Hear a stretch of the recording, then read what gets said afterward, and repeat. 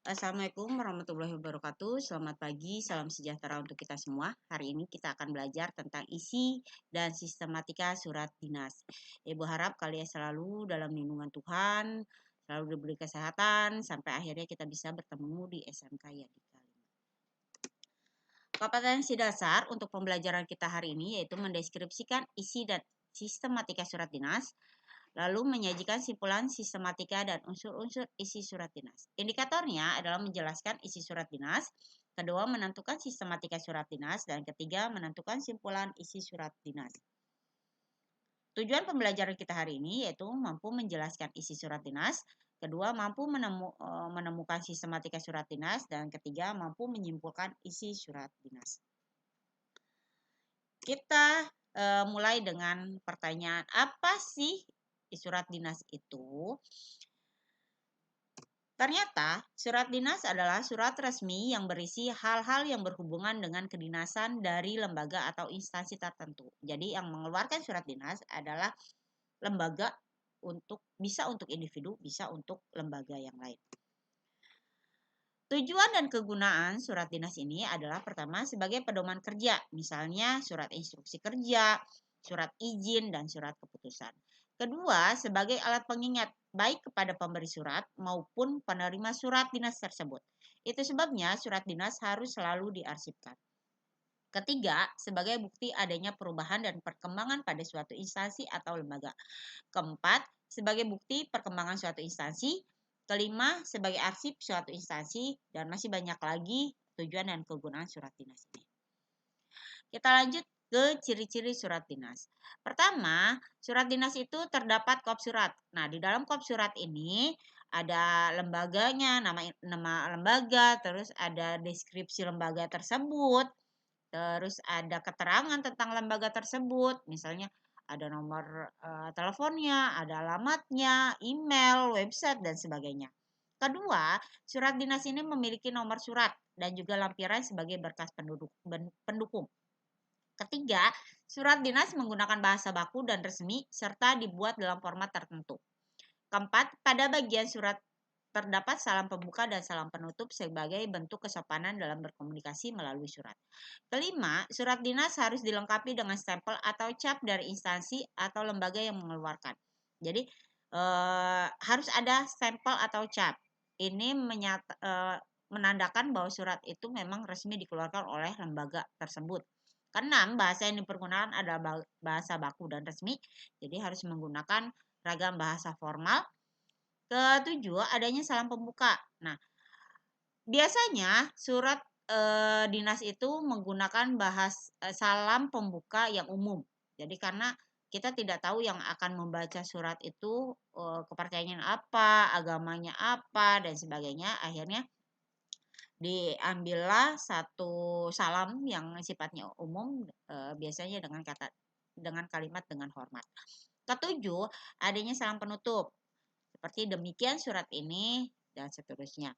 Kesembilan, lampiran ini bisa ada bisa tidak ya, tergantung kebutuhannya. Jadi ketika surat itu dikeluarkan dan tidak memerlukan lampiran, nggak usah ada lampiran. Kesepuluh, format surat tertentu. Nah, biasanya digunakan format surat office atau format surat resmi untuk surat dinas. Ke-11, adanya perihal yang jelas, jadi surat itu ditunjukkan untuk apa, keterangannya apa. Ke-10, ke-10.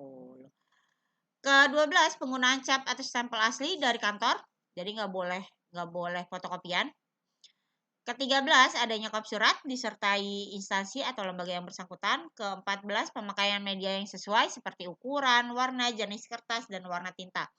Ukuran huruf di dalam penulisan surat dinas itu digunakan ukuran 12.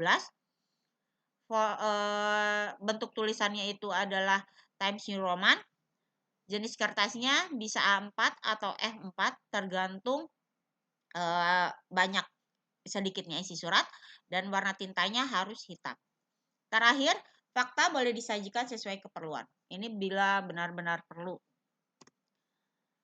Kita ke syarat surat dinas. Pertama, format surat dinas harus dibuat sesuai dengan standar surat resmi. Kedua, isi yang dimuat dalam surat dinas harus dibuat dengan singkat, padat, dan jelas. Ketiga, bahasa yang digunakan dalam surat dinas ialah bahasa baku, sopan, dan mudah dimengerti.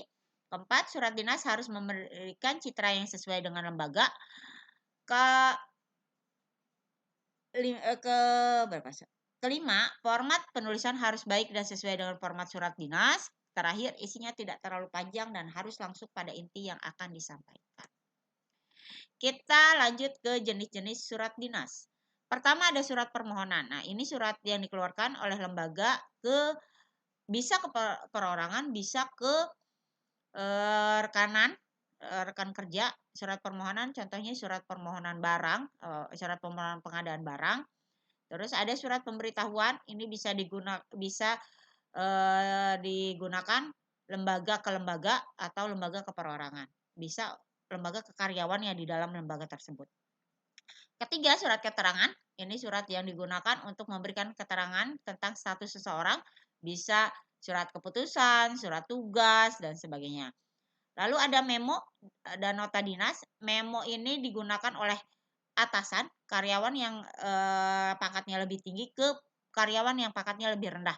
Jadi yang boleh mengeluarkan memo hanya atasan saja, karyawan yang pangkatnya lebih besar untuk karyawan yang pangkatnya lebih tinggi dikeluarkan untuk karyawan yang di bawah dia. Selanjutnya ada surat panggilan kerja. Kemarin kita bikin surat lamaran pekerjaan. Nah, tugas lembaga yang dikirimi surat lamaran pekerjaan adalah membuat surat panggilan kerja atau surat keterangan diterima atau tidak gitu. Terus ada surat perintah perjalanan dinas, ini dikeluarkan oleh lembaga ke karyawannya. Dan terakhir ada surat perjanjian kerja, ini digunakan lembaga dengan lembaga atau lembaga dengan individu. Bisa surat perjanjian kerja ini surat perjanjian kerja antara lembaga ke karyawannya ya.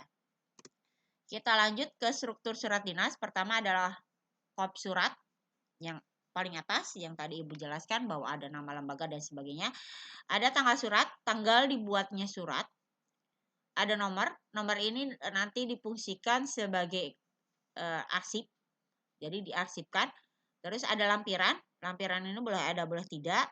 Perihal atau hal, ini keterangan surat itu untuk apa.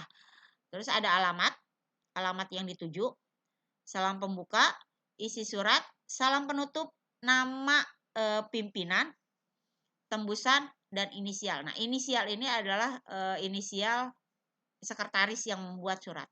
Gitu. Kalau yang membuatnya adalah sekretaris. Nah, untuk tugas kita tugasnya ada di modul. Kalian membuka modul kalian halaman 88 sampai dengan 90, lalu kerjakan tugas individu bagian A dan B. Ibu tutup dengan satu kata mutiara, ini dari Bapak Pendidikan kita, Bapak Ki Hajar Dewantara. Beliau mengatakan apapun yang dilakukan oleh seseorang itu hendaknya dapat bermanfaat bagi dirinya sendiri, bermanfaat bagi bangsanya, dan bermanfaat bagi manusia di dunia pada umumnya. Jadi apapun yang kalian lakukan itu hendaknya bermanfaat. Minimal untuk diri kalian sendiri. Gitu. Bagus-bagusnya untuk semua orang. Gitu ya. Itu saja pertemuan kita hari ini. Jangan lupa untuk kerjakan tugasnya. Ibu selalu berharap kita secepatnya bisa bertemu di SMK Yadika 5. Kita bisa langsung tatap muka, bukan lagi tatap maya. Ibu tutup pertemuan kita hari ini. Terima kasih. Assalamualaikum warahmatullahi wabarakatuh.